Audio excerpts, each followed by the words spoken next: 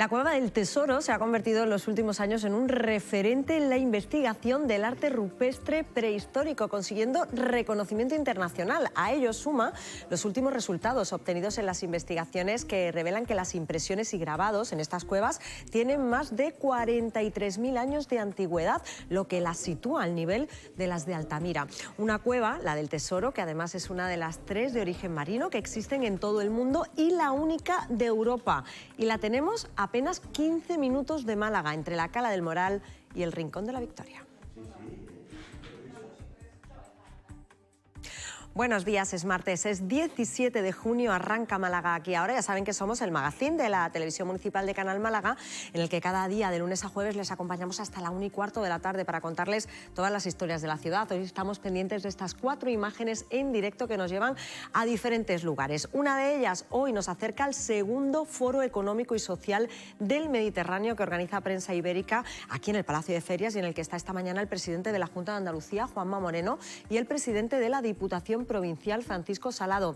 Eva Encina nos va a contar todos los detalles. La otra imagen esta mañana nos lleva hasta la Comisaría Provincial de Málaga, donde nos han contado los detalles del esclarecimiento sobre el asesinato ocurrido a finales de mayo en un restaurante en el Paseo Marítimo de Fuengirola. Hoy les vamos a contar todos los detalles y también les acercamos, ya lo han visto, a la Cueva del Tesoro, un enclave único en Europa y donde las últimas investigaciones datan sus pinturas de hace 43.000 años, arte rupestre prehistórico que sitúa este enclave al nivel de otras, ya se lo he dicho, como las cuevas de Altamira. Rocío Carrascal nos va a contar todos los detalles en unos minutos. Y la última de las historias tiene que ver con la pasarela Dolce Vita que presenta esta mañana la concejala de Comercio y Vía Pública, Elisa Pérez de Sile, junto al CEO de la marca malagueña, Harper y Neyer. Allí en esa rueda de prensa va a estar Romina Zace y nos va a contar también todos los detalles en unos minutos. Son las historias que forman parte de la portada de este martes de junio, en el que la primera de las noticias nos llega de la participación del presidente de la Junta de Andalucía, Juanma Moreno, en el Foro Económico y Social del Mediterráneo. Eva Encina, buenos días. ¿Qué tal, Paula? Buenos días. Así es, más de 50 líderes políticos, empresariales y académicos se reúnen hasta mañana en el Palacio de Ferias y Congresos en la capital para abordar los desafíos del Mediterráneo. Lo hacen en torno a ese segundo Foro del Mediterráneo organizado por el Grupo Prensa Ibérica y detrás también la Fundación La Caixa. La apertura institucional ha tenido lugar a primera hora de la mañana, concretamente dentro de su programa a las 9:30, cuando el presidente de la Junta de Andalucía, Juanma Moreno, el alcalde de Málaga, Francisco de la Torre, y también el presidente de la Diputación Provincial, de la institución provincial, Francisco Salado, daban la bienvenida a estos 50 líderes empresariales, académicos y políticos. Ahora han comenzado, Paula, una serie de mesas técnicas donde diferentes profesionales y expertos debaten, como decimos, analizan y reflexionan también, como decimos, sobre esos grandes desafíos que tiene el arco mediterráneo. En sus intervenciones primeras, tanto el presidente de la Junta de Andalucía como el presidente de la Diputación Provincial han reclamado la importancia de las infraestructuras para toda Andalucía y en especial para la provincia de Málaga, por el peso que supone tanto la comunidad como la provincia dentro del conjunto de España. El alcalde, Francisco de la Torre, se ha detenido y ha puesto el acento en la importancia y el valor de la educación para el crecimiento y el progreso. Pues muchísimas gracias a nuestra compañera Eva Encina. Como siempre, les recuerdo que les van a dar todos los detalles de esta y de todas las noticias nuestros compañeros de informativos a las 2 y a las 6 de la tarde. Una cita política, la de esta mañana en el Palacio de Ferias y Congresos, en la que seguro que se le han preguntado y se ha hablado de las declaraciones ayer del presidente del Gobierno, Pedro Sánchez, que compareció como secretario general del partido después del informe de la UCO, que vincula a sus 2 exsecretarios de organización, José Luis Ábalos y Santos Cerdán, en un presunto caso de corrupción. Pocos anuncios en una comparecencia en la que dejó claro el presidente del Gobierno que no tiene intención de irse. Eso sí, comparecerá en el Congreso de los Diputados. Y quiero anunciarles que compareceré en el Congreso de los Diputados a petición propia en la primera fecha disponible para dar todas las explicaciones necesarias y responder a las preguntas de todos los grupos parlamentarios. Y al mismo tiempo hemos solicitado al Grupo Parlamentario Socialista que impulse, junto, estoy convencido, a otros grupos parlamentarios, una comisión de investigación en las Cortes Generales que permita a los miembros de la Cámara conocer la verdad sobre el llamado caso Koldo. ¿Son suficientes las medidas anunciadas por Pedro Sánchez? Lo plantearemos en la mesa de actualidad en un ratito. En cualquier caso, Sánchez ha nombrado a una dirección interina para el partido hasta el 5 de julio, cuando se celebrará una ejecutiva federal.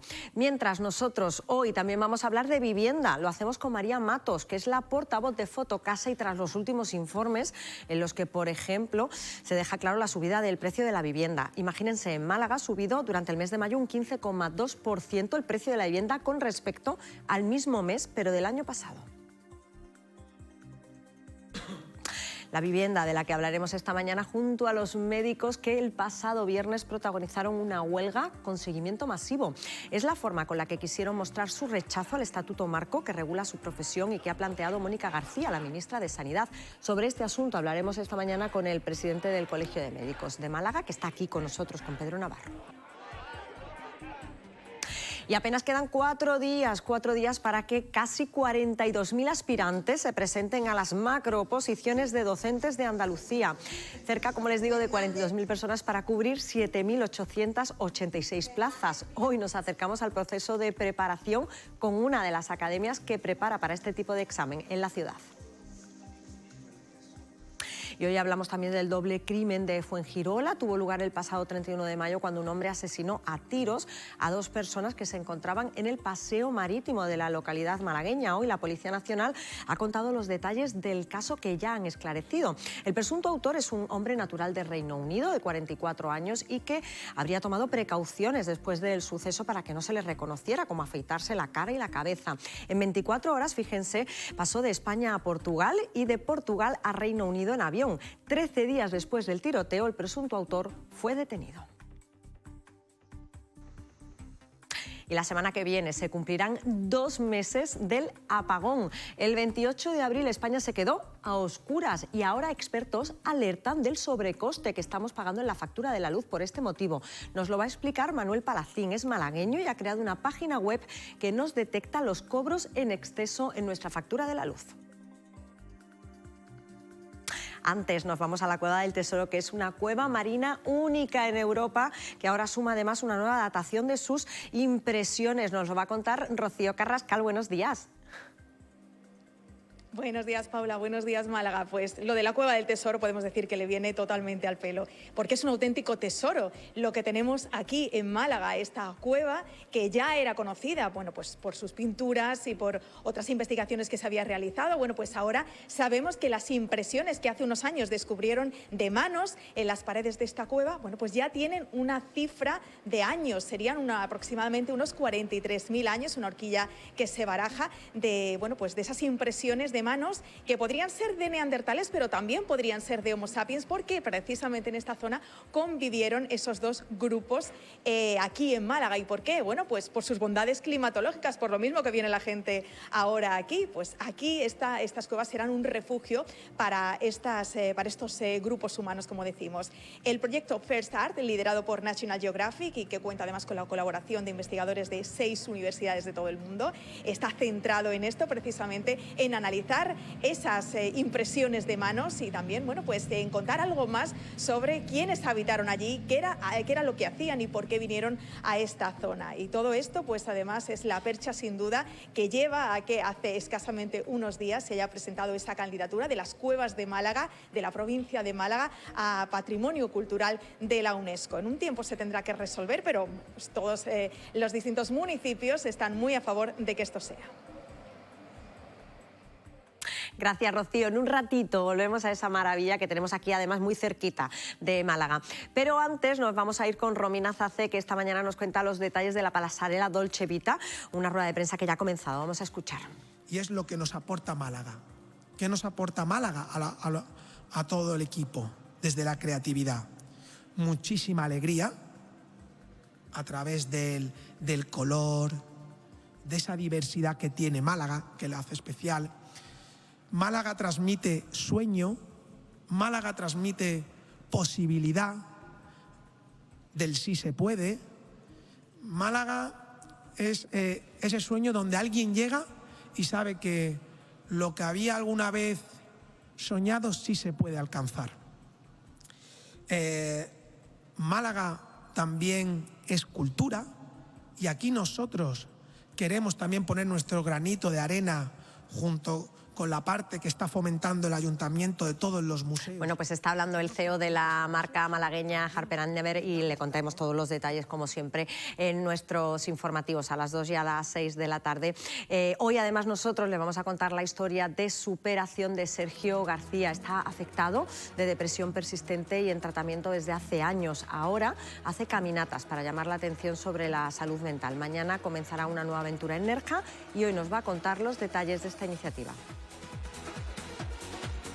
Asuntos que completamos a esta hora con las portadas de los periódicos locales que hoy nos traen todas estas noticias. Por ejemplo, Diario Sur, tenemos la noticia del escape de gas en los Baños del Carmen en Málaga. Han cortado además 2 carriles al tráfico. Es la noticia, una de las noticias, porque en portada están viendo a Antonio Garamendi, que es el presidente de la COE, de la Confederación de Empresarios, que ha estado en Málaga participando en un foro, además de Diario Sur. Málaga hoy, otro verano en la Costa del Sol con atascos diarios para ir al aeropuerto de Málaga. Es la foto y el titular de portada también. Nuestros compañeros de Málaga hoy hacen referencia a ese escape de gas a la altura de los Baños del Carmen. Málaga hoy, que convive con la opinión de Málaga. Aquí tenemos la nueva Rosaleda de Málaga, contrarreloj para el Mundial de Fútbol 2030. Quieren iniciar la obra el verano que viene. Es la noticia, el titular de portada, en este caso, nuestros compañeros de la opinión de Málaga. Y El Español de Málaga, sí, es la obra clave con la que el puerto de Málaga triplicará su capacidad de inspección aduanera. Es la noticia de la que se hacen referencia, a la que hacen referencia nuestros compañeros de la opinión de Málaga. Son las portadas de los periódicos que completamos a esta hora. Son las 11:41 y seguimos en directo con la previsión del tiempo. Hoy viene marcada por cielos poco nubosos, temperaturas mínimas sin cambios y máximas que suben.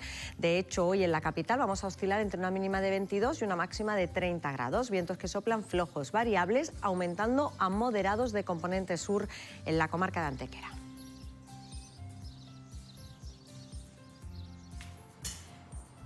Previsión del tiempo que, como cada día, acompañamos con la circulación por las carreteras de la capital, y para ello saludamos a Miguel Godoy, que se encuentra en el Centro Municipal de Control de Tráfico. Miguel, buenos días.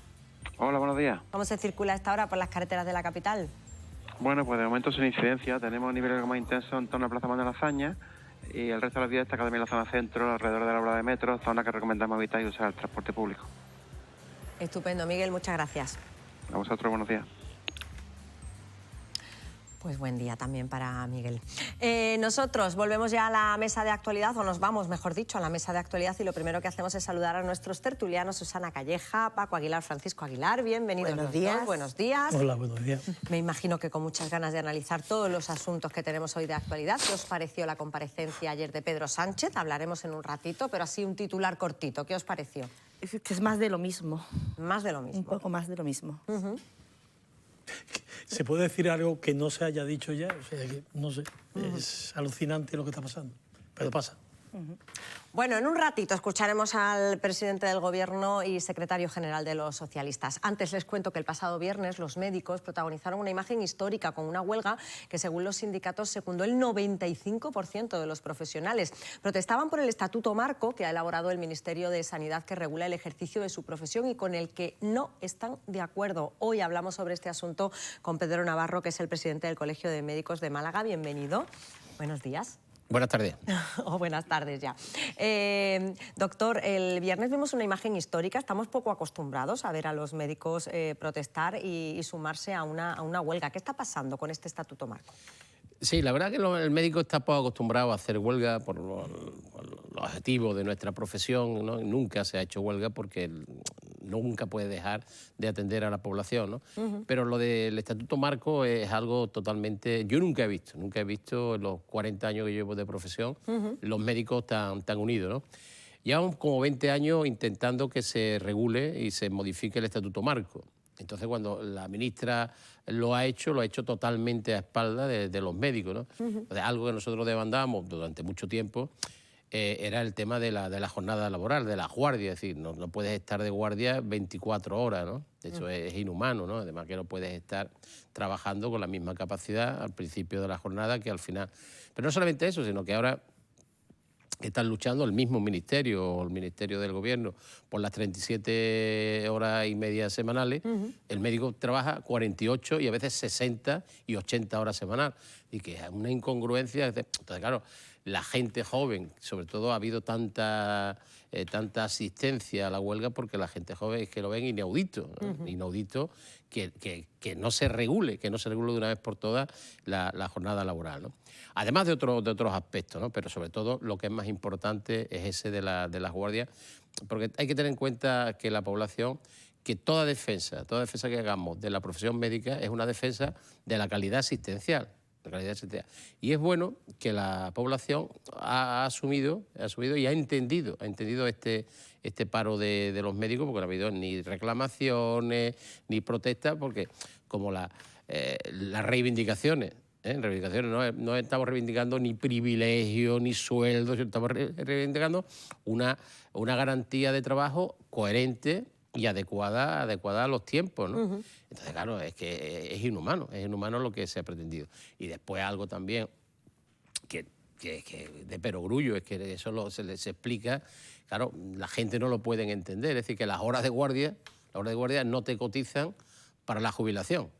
Es decir, que usted está, por ejemplo, durante toda su vida laboral, imagínese, pues puede estar a lo mejor 8 años trabajando de guardia.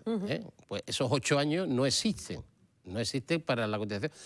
Tienes que cotizar por supuesto, a Hacienda, claro. Pero no para tu cotización como horas de trabajo, ¿eh? Claro, son cosas que no se entienden. Incluso las horas de guardia no son horas extraordinarias, es que no son ni ordinarias. Es decir, que te pagan todavía menos que una ordinaria, ¿no? Claro. ¿Cómo se ha llegado a esto? Bueno, pues se ha llegado porque el médico, por la idiosincrasia que le he dicho antes, pues no somos personas de protesta, ni personas de unirnos, ni personas de reivindicaciones, pero ya la gente joven y los nuevos médicos tienen otra mentalidad totalmente distinta, ¿no? Han hablado con el Ministerio, le han planteado al Ministerio todas estas pues reivindicaciones que parecen muy lógicas, ¿no? Y que debería tomar, ¿no?, como suyas dentro del Estatuto Marco. Bueno, antes lo decía usted, ¿no?, con el tema de las declaraciones del presidente ayer. Tenemos un gobierno híbrido, ¿eh? Nuestra ministra es de Sumar, además es médico. Ella fue sindicalista en Madrid y era muy reivindicativa.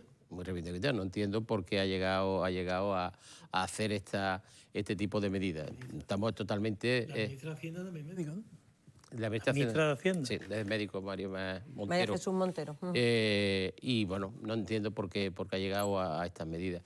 Y sobre todo también algo que es importante, que cuando se hacen medidas sobre un colectivo en concreto, no se debe hacer a espaldas de ese colectivo, ¿no? Entonces las mesas sectoriales, prácticamente están nada más en las mesas sectoriales los sindicatos de clase.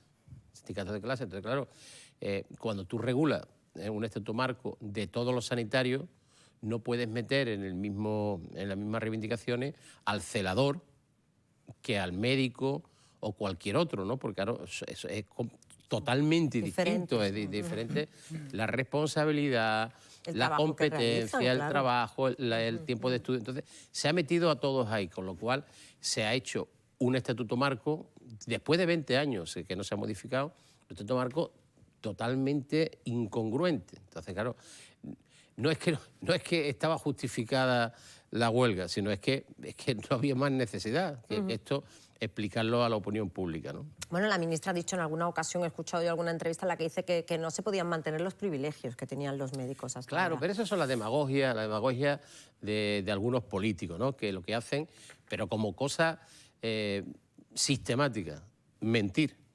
No voy a decir otra palabra, mentir, porque ella lo sabe. Ella lo sabe que eso no son privilegios. Lo que yo le estoy diciendo a usted, ella lo sabe.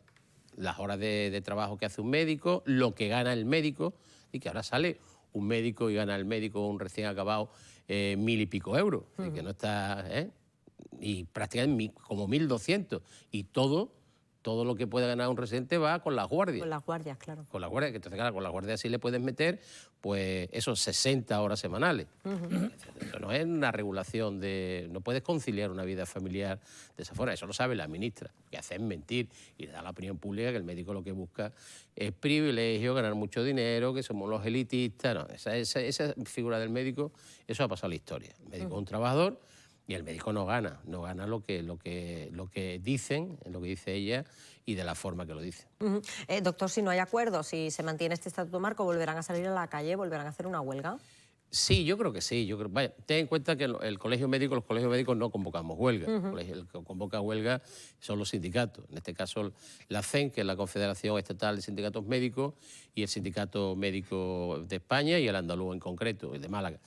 Nosotros lo único que hacemos es apoyar, lógicamente apoyar, que no hemos estado de espalda a nuestro colegiados. Y yo, por supuesto, como presidente del Colegio de Médicos, siempre estaré al lado de los médicos malagueños y estas reivindicaciones, que son reivindicaciones totalmente justas, ¿no? Porque además, ya le voy a matizar otro punto para que también la población lo conozca, además de las que le he dicho, que son una barbaridad. Los recién acabados, los médicos recién acabados, le obligan durante 5 años a trabajar en la pública o en la privada.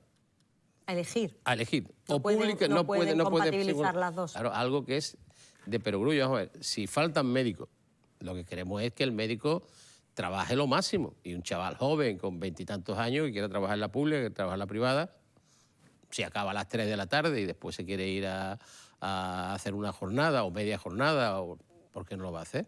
¿Por qué no lo va a hacer? Eso no es de... Y después también se han metido, posiblemente con lo de la casta y la clase, con los jefes. Es decir, los jefes de servicio no pueden trabajar, ya prohibido.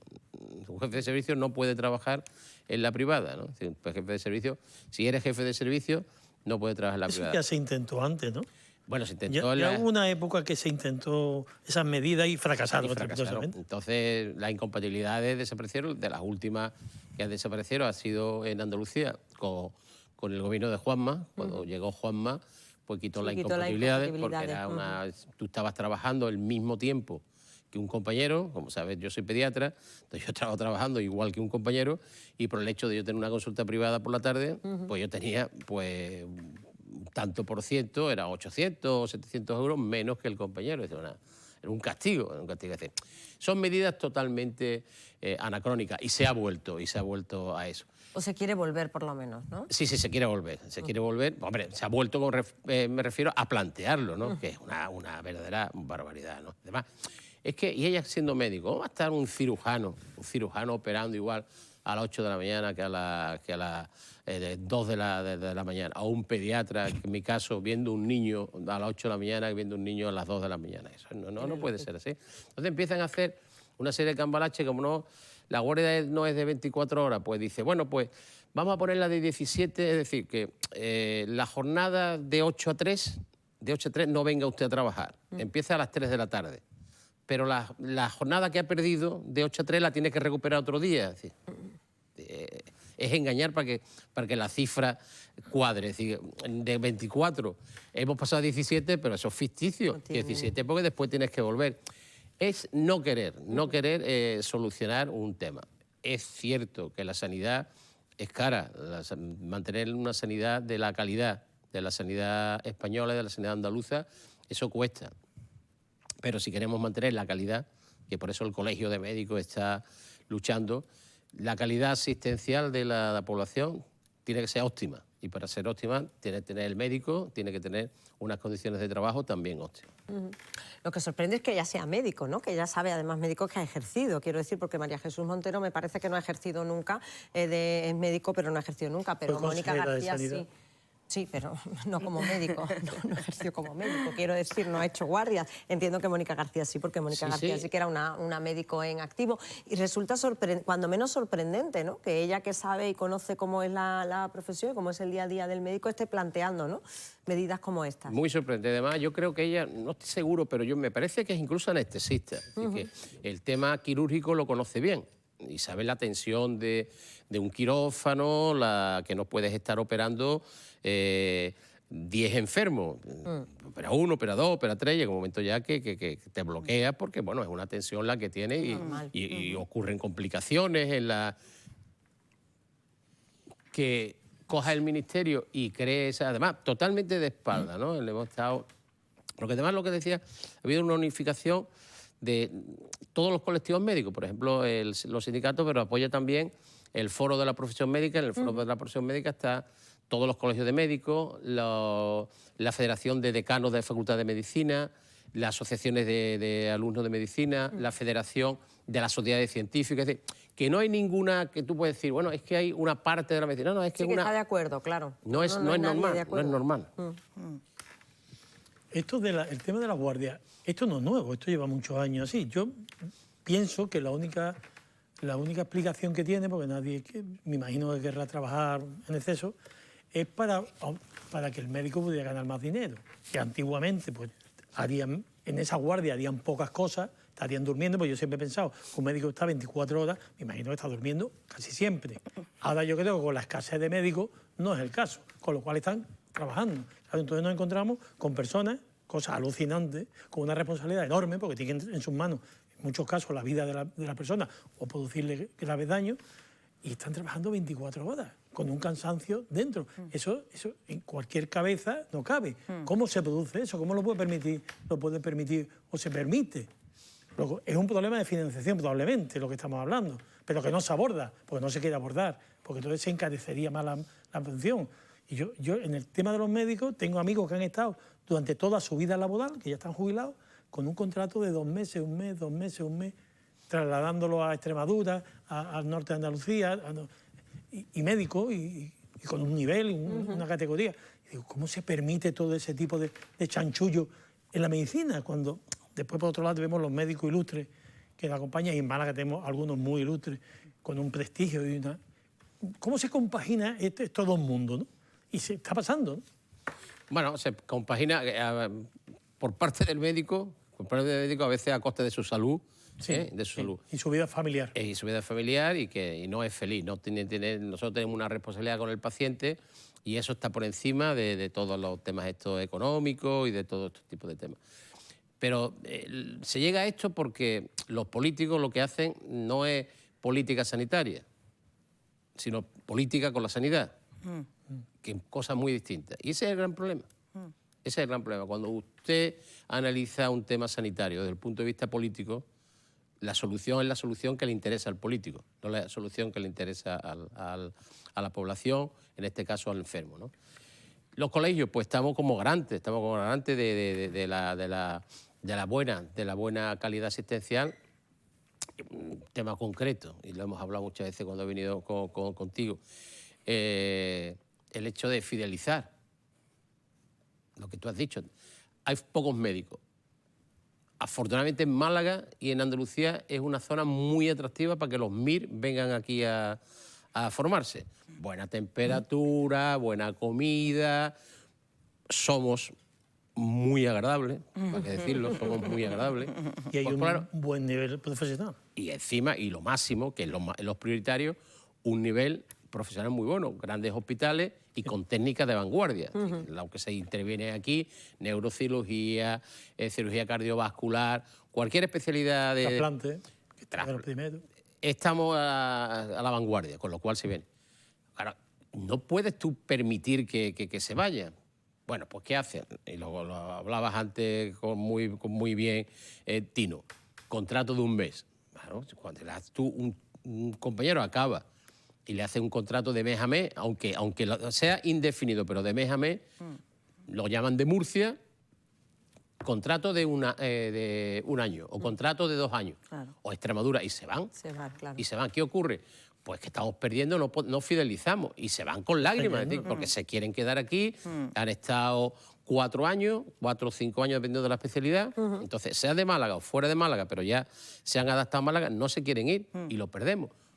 Eso es no política sanitaria, sino política con la sanidad. Y A mí me comentaba un director del SAS de que el problema que tenían es que no pueden, por tema presupuestario, tema legal, de que está regulado el precio que se le paga a cada trabajador, como es lógico, cada funcionario de la Junta de Andalucía.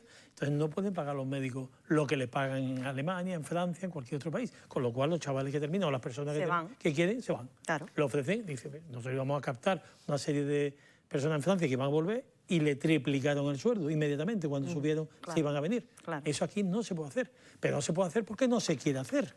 No porque no se puede. Se van los médicos. Sí. Se van los médicos fuera de España. Sí, pero eso es otro tema. El médico se va, pero menos de lo que se dice, porque incluso el que se va vuelve porque ahora, caso el otro día, unos compañeros se han ido a Noruega. Pues efectivamente cobran pues casi 4 veces más de lo que cobran aquí. Y el coste de vida es mucho más alto, con lo cual, claro, no es tan bonito todo. Es como... Y está todo el día nevando y mucho frío. Y entonces me dice, presidente, esto es una maravilla, buen nivel, no el nivel de aquí, es decir, que no es que allí hacen más, porque no, el nivel académico y el nivel científico de España difícilmente lo tienen en otro lado. Estamos a la vanguardia, como antes decía. Pero vuelven.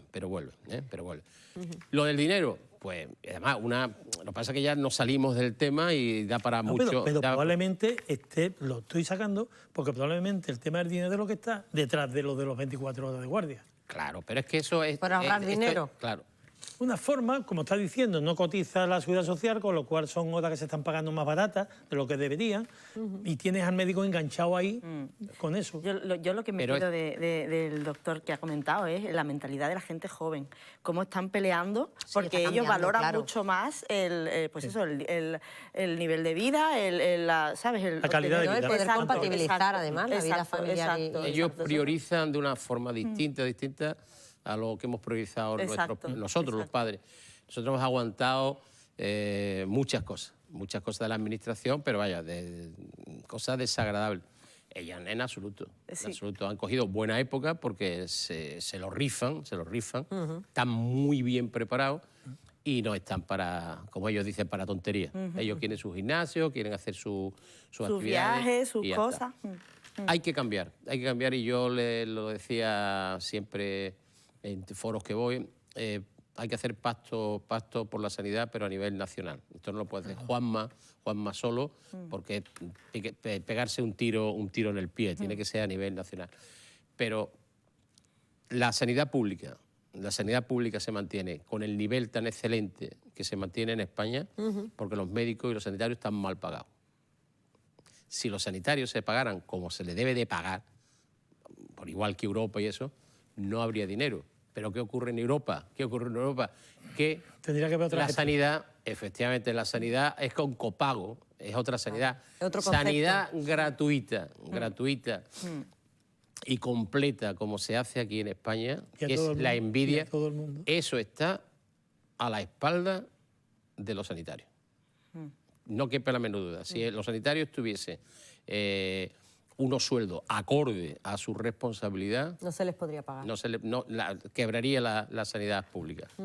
Porque es que cada día los métodos diagnósticos son más caros. Ya lo del TAC y la resonancia ha quedado como obsoleto. Cada día hay más cosas. Los fármacos cada día son más caros. Las intervenciones quirúrgicas, pues usted recordará que había casi un protocolo. Bueno, de más de 70 años no se pone una prótesis de cadera. Y ahora hay una señora de 90 y tantos años y se le pone la prótesis de cadera. Los trasplantes. Somos pioneros en trasplantes orgánicos. Y todo es gratis. Todo es gratis. Esto lo decimos en Europa, lo decimos cuando nos vamos a foros y piensa que estamos o mintiendo o porque no se lo creen. Dice, no, imposible. Entonces, no es que la serie americana, de lo que vale allí la claro, hombre, de lo que cuesta todo. Entonces, claro, todo eso, yo no lo voy a ver, pero lógicamente la sanidad no es gratuita. No es gratuita porque la sanidad se paga con los impuestos. Nos cuesta todo. Y que no es que nos cuesta todo. Claro. Es decir, que eso no es gratuita, no.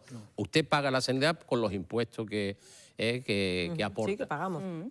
Esto llegará un momento que no se podrá sostener por muchos impuestos que tú pagues si seguimos eso. avanzando las pruebas diagnósticas, avanzando las pruebas terapéuticas, avanzando la cirugía, avanzando trasplantes. Ahora ya se está hablando en oncología de inmunoterapia, es decir, que se le pone nombre y apellido a cada tumor.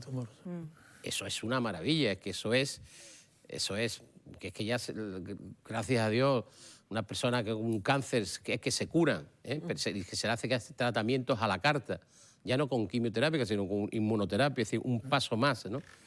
Claro, eso vale dinero. Todo eso hay que pagarlo. Y eso lo tenemos que pagar de los impuestos, con lo cual...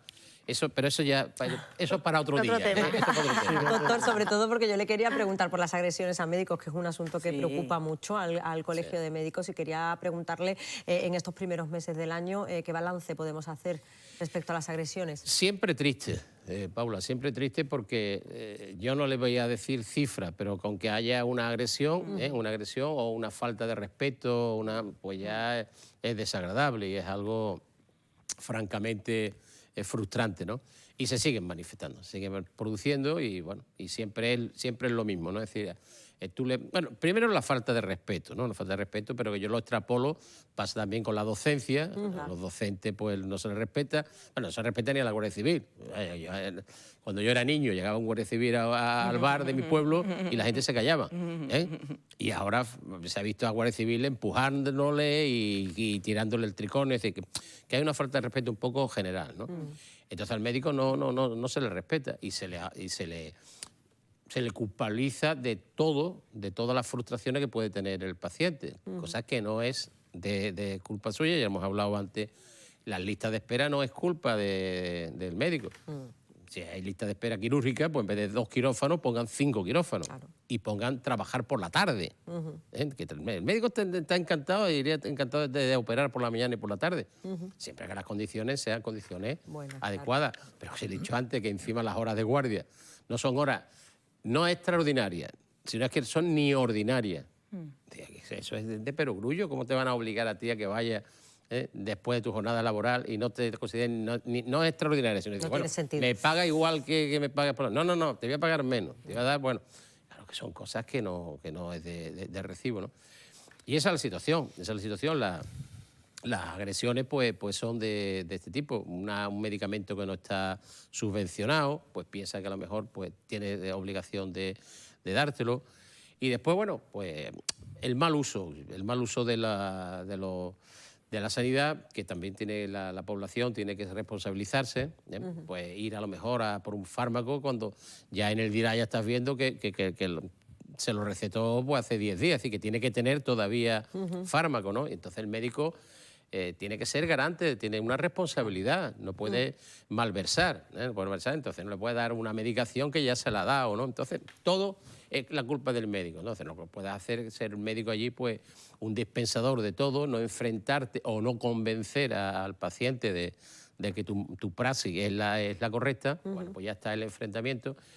Y sobre todo, Paula, más que el enfrentamiento físico que lo hay, ¿no? Que lo hay, lo que es terrorífico, sobre todo cuando lo he hablado con compañeras que van al colegio, es la amenaza, pero sé dónde vive, sé dónde la matrícula de tu coche o sé tu niño dónde va al colegio. Eso es terrorífico, porque eso ya te deja marcado de una forma tremenda hasta el punto de decir, mira, que dejo el trabajo, es que dejo la medicina, ¿no? Para que te metan con tu hijo, ¿no? Que a tu hijo le pueda pasar algo. Qué barbaridad. Eso es terrorífico, ¿no? Y eso está pasando. Sí, eso está pasando y eso... Porque que tengas una agresión es muy duro, pues tener un apoyo psicológico y lo supera, ¿no? Pero la amenaza esta, mirándote a los ojos y decirte, cuidadito, que sé dónde vive, que sé dónde tu marido, que tu coche, tu tal, tu hijo... La falta de autoridad. Claro, no, claro, después cuando tú eso lo has denunciado, si no eso te vale a ese señor, a ese usuario, vamos a decir, 100 euros o 50 euros, que después ni lo paga. Bueno. Como ahora, una violación venía en la prensa hoy, que por daño producido en la violación, 5.000 euros. Ya está. Sí, la verdad que... Tremendo. Te das cuenta que la sanidad da para mucho, ¿eh? Bueno, podemos llenar cuatro o cinco programas, ¿verdad? como mínimo. Ya te digo. Pedro Navarro, presidente del Colegio de Médicos de Málaga, muchísimas gracias. Como siempre es un placer tenerle aquí. Y yo la verdad que lo puedo decir que siempre que estoy contigo y con los tertulianos estoy muy a gusto, muy distendido, porque me da siempre la sensación que no estoy en una televisión, sino que estoy pues con un grupo de amigos y hablando de algo que yo creo que sea algo más que ellos, ¿eh? Bueno, somos tertulianos, ¿eh? Lo he dicho. Ojo con Gracias, eso. Ojo con doctor. eso. Nosotros vamos a seguir, y ya lo han visto en el arranque del programa, hoy estamos en la Cueva del Tesoro, en las cuevas del Cantala, donde ha ido nuestra compañera Rocío Carrascal para acercarnos a esta maravilla que tenemos apenas 15 minutos de la capital. Hola de nuevo, Rocío. Hola Paula de nuevo. Bueno, pues aquí estamos en esta auténtica maravilla arqueológica, si podemos decirlo, que la tenemos aquí en Málaga y parece que a veces no nos damos ni cuenta. Bueno, pues está en boca de todos los círculos científicos en los últimos días porque se está datando esas impresiones que, bueno, pues que se habían referido hace ya bastantes años aquí en la Cueva del Tesoro y bueno, que ahora ya sabemos además aproximadamente la edad que tienen. Pedro Cantalejo, conservador de la cueva. ¿Qué tal? Muy buenos días. ¿Qué tal? Buenos días. Bueno, aquí buenas noches, da igual. Y además temperatura uniforme, 19 grados en invierno y en verano. Efectivamente, siempre hace 19 grados, lo que da una sensación de frescura en verano y de templada, una cosa templada y muy agradable en invierno. Pues vamos a aprovechar esa temperatura hoy para hablar de esta maravilla que tenemos, que además en los últimos días lo vemos en todos los medios de comunicación. ¿Por qué? ¿De dónde viene esa importancia de estos hallazgos? Bueno, nosotros conocíamos desde los años 80 la circunstancia de que esta enorme cavidad de más de 1,5 kilómetros de recorrido conservaba pinturas rupestres y grabados paleolíticos. Pero desde hace aproximadamente 2 años nosotros retomamos los estudios de esta cavidad gracias a que el Ayuntamiento de Rincón ha comprado la cueva y ya es de un bien público.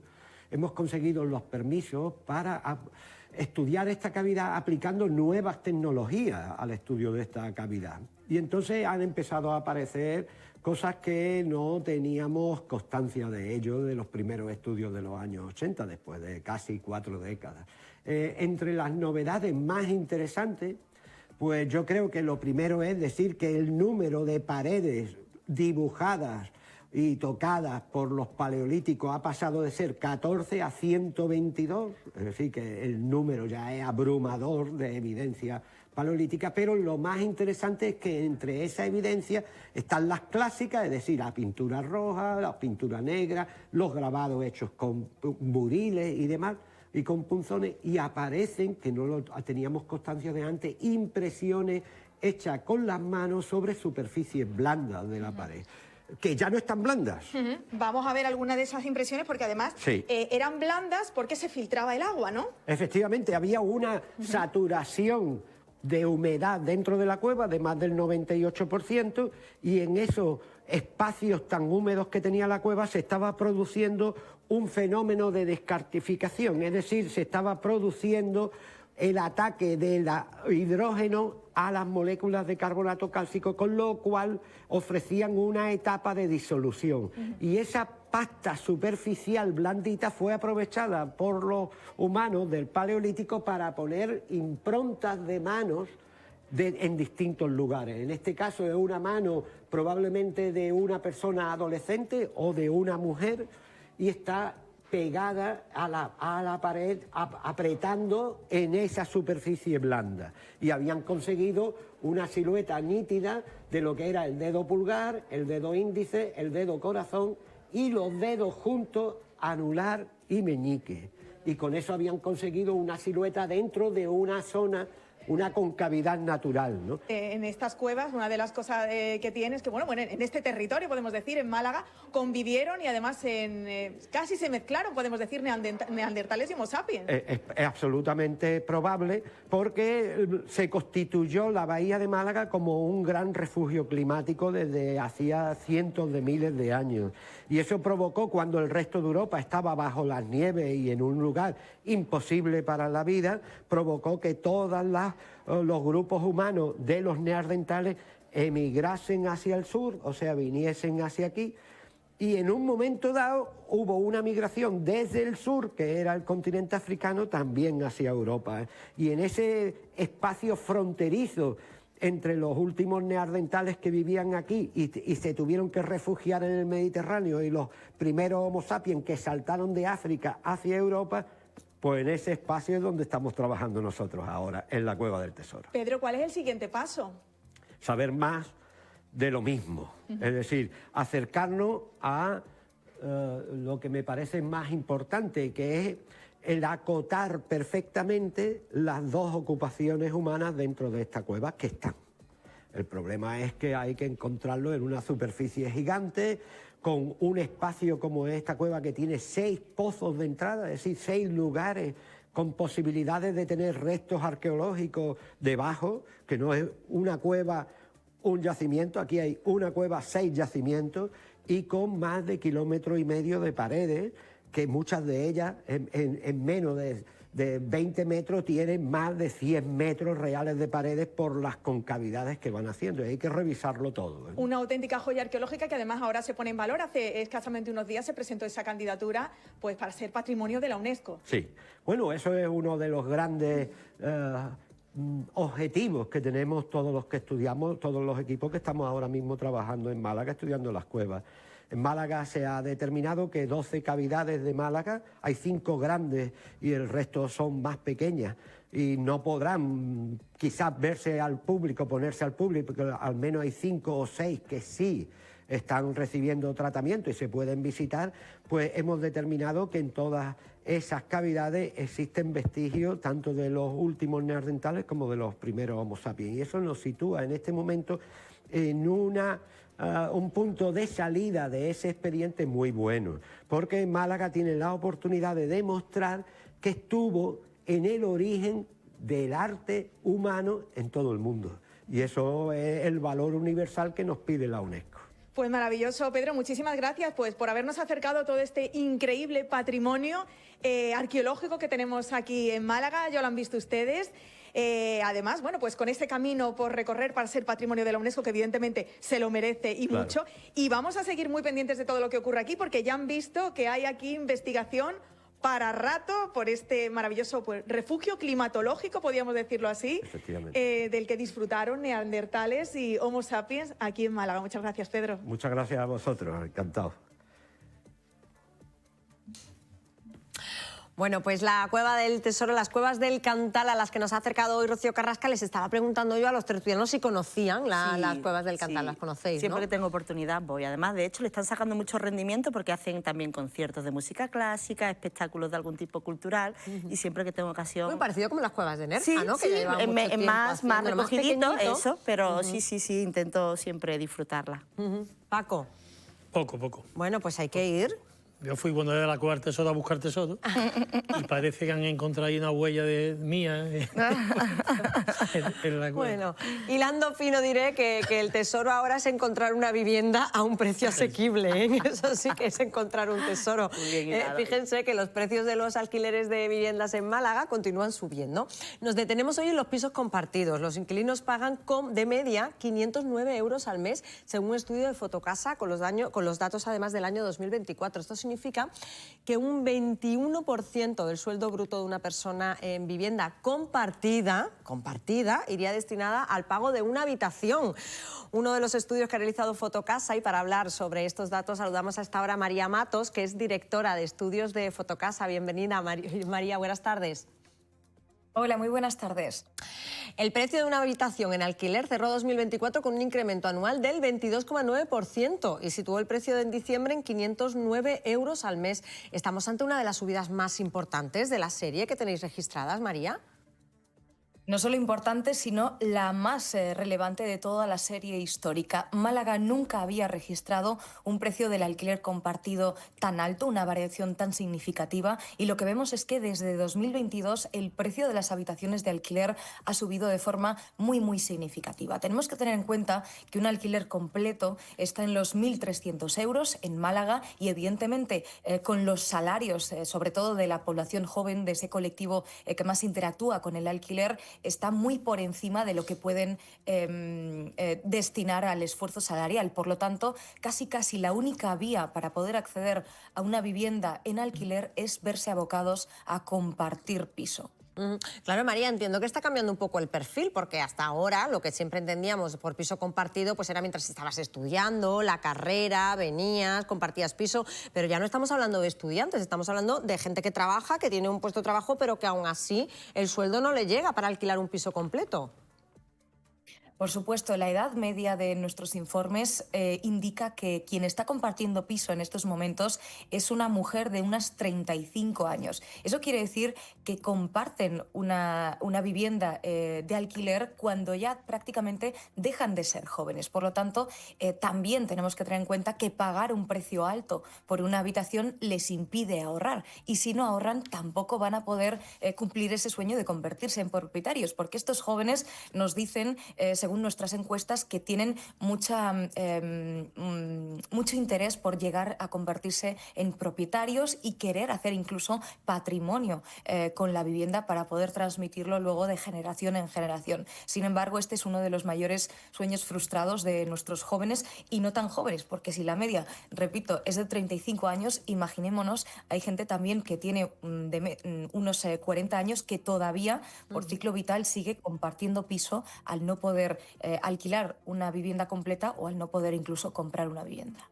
Esto en cuanto a lo que es el alquiler, en este caso de una habitación dentro de una vivienda, pero en el caso del precio de la vivienda, María, ¿cuáles son los últimos datos que tenéis de Fotocasa? Pues el precio de la vivienda en Málaga también está en máximos históricos.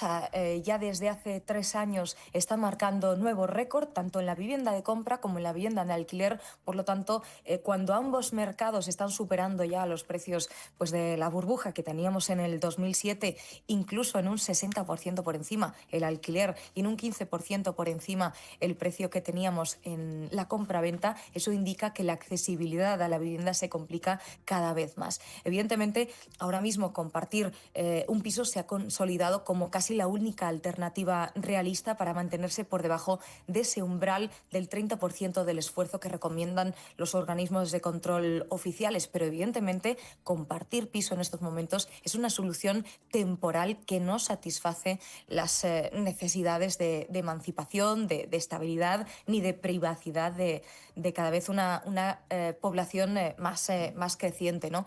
Si tienen que pagar un altísimo precio por el alquiler, eso les impide ahorrar para poder dar la entrada de una vivienda. Así que en estos momentos la accesibilidad se complica más que nunca. Porque, María, para que nos hagamos una idea, como mínimo para poder alquilar una vivienda en Málaga capital, ¿cuánto necesitamos?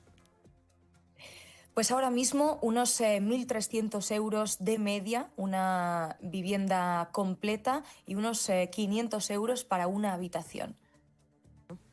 Pues no parece poco, ¿no? 1.300 euros para pagarlos con los sueldos como están. Claro que los sueldos no han subido al ritmo que está subiendo la vivienda. María, y perspectiva de que esto se equilibre, hablamos siempre de la oferta y la demanda, que es lo que está provocando esta subida de precios. Pero ¿podemos ver un halo de esperanza al final del túnel? No sé. A ver, tenemos que ser realistas, tener en cuenta que Málaga tiene una gran capacidad de atracción poblacional, que es la segunda provincia de España detrás de Alicante, que ha tenido un gran despegue tecnológico, que se han implantado en la ciudad decenas de firmas internacionales, que tiene un gran desarrollo de infraestructuras.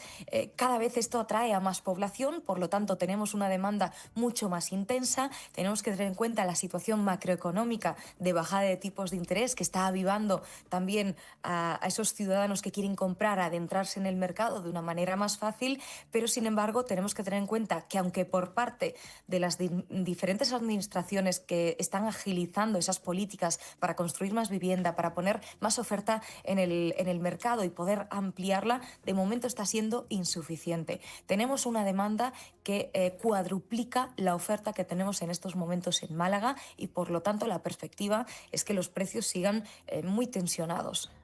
Claro, y el problema es que una vivienda además no se hace de un día para otro.